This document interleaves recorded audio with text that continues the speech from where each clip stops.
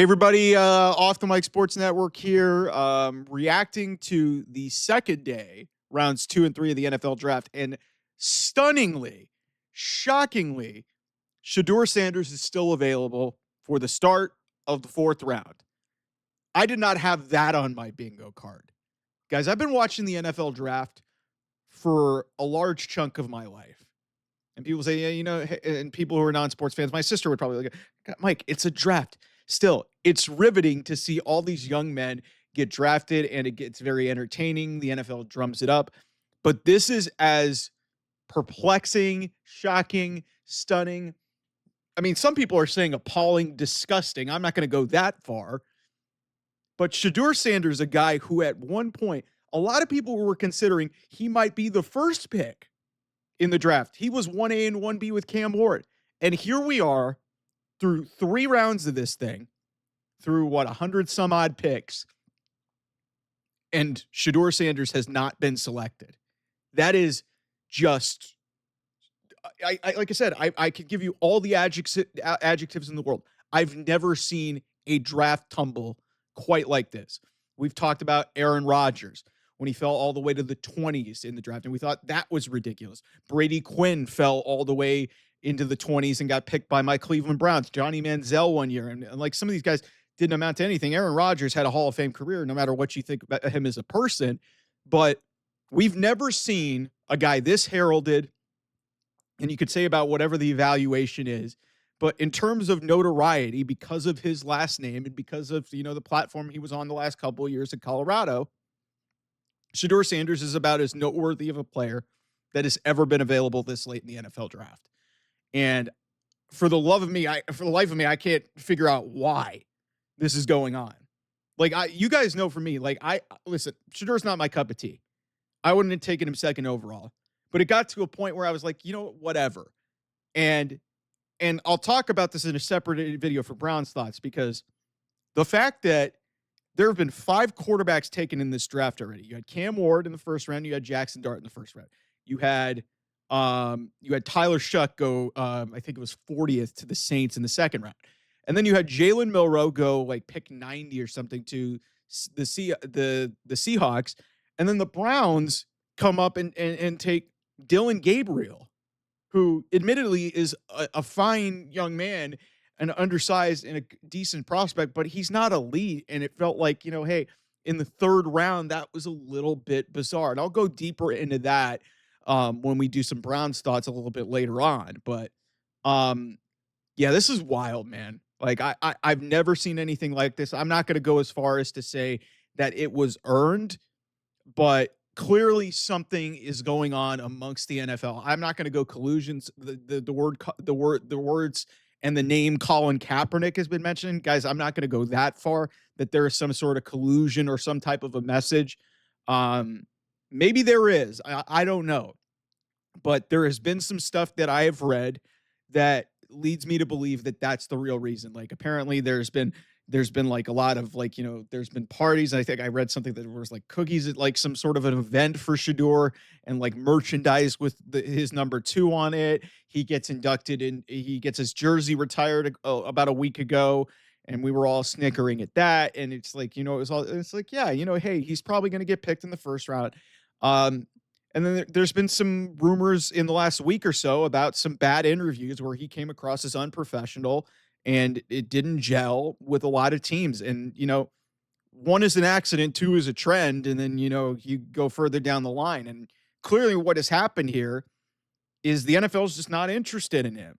And at some point you would think he's going to get taken on Saturday. At some point you think he's going to get drafted, because it's hard for me to believe that a guy that, even though I think was, put in a category and put on a pedestal, maybe to the point where we overthought him, but this guy was talented and he produced at the Division I level. He's talented. I just didn't think he was worth the second pick in the draft. And I wasn't surprised that he fell out of the first round. But then I was stunned when he got out of the when he got out of the second round. I was shocked and flabbergasted when the Browns had another crack at him and they didn't even take a quarterback over him. Like, Jalen Milroe is one thing over Shedeur. Dylan Gabriel is that's a little bit extreme for me. And like I said, we'll go deeper into that in the Browns' perspective on this whole thing later on. But listen, like I said, I've been watching this draft for 20, 25 so years of my existence. I've been watching this since I was a very young man. I love watching the draft. We all love watching the draft here. I'm assuming all of you subscribe to the channel who come here for my sports content. You want to hear what I have to say about the draft? I've never seen anything like this. The story of the draft is the guy who hasn't been selected through first 2 days and the first 3 rounds. That's how insane this thing is. It's not about Travis Hunter. It's not about Cam Ward. It's not about Abdul Carter. It's not about Mason Graham, who was traded and involved in that. It's not about Jackson Dart. It is about Shedeur Sanders and the fact that he has not been drafted. And that to me is insane. Like when everybody was focusing on this after the first round, I was like, okay, let's focus on the high profile prospects. But when you're talking about a bunch of guys, some of whom we've never heard of, and then you've got 5 quarterbacks, granted, at least one of them, Cam Ward, should have been taken ahead of him. You can make a debate about Jackson Dart. You can damn sure make a debate about Tyler Shuck and Jalen Milroe. And then, of course, Dylan Gabriel, a lot of people just didn't even have him that highly regarded. Like, I think he's a good player and a good kid, but this is insanity, man. It's never happened like this. And, on some level, and I know some people are going to snicker at this because they personally don't like him. And look, I have some of my animosity with Shedeur is I personally don't like him because some of his personality may have showed up in these interviews, and I've seen it firsthand. So, listen, I don't want to wish ill will on the kid, but it on some level as a human being, you got to feel bad because it's like this is honestly one of the most humiliating things that you're going to ever have to go through because now you're through 2 days of this draft and here we are and this heralded and high profile name with a famous dad is still sitting on the board when 100 other people have gone ahead of him. Like that's wild to think about. Like if you would have told me on a Monday that Shedeur Sanders would still be on the board on Saturday, I would have told you are out of your freaking mind. I would have told you at least he would have been taken on Friday.